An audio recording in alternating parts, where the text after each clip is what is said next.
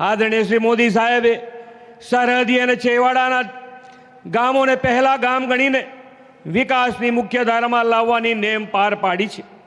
ગુજરાતને તેમના નેતૃત્વ અને માર્ગદર્શનનો લાભ અઢી દાયકા કરતાં વધુ સમયથી મળતો આવ્યો છે। આ ઉત્તર ગુજરાત સહિત બધા જ અગાઉ પાણી, વીજળી, શિક્ષણ, આરોગ્ય, રોડ રસ્તા કનેક્ટિવિટી જેવી મૂળભૂત જરૂરિયાતોની જે પરિસ્થિતિ હતી તે આપણાથી અજાણ નથી। વાળ ઉટાણે વીજળી ન હોય, પાણી માટે બહેનોને ગામના ગામ સુધી માથે બેડા લઈને જવું પડે, આરોગ્યની સારવાર માટે કોઈ સુવિધા નહીં, રોડ રસ્તા પણ કાચા હતા।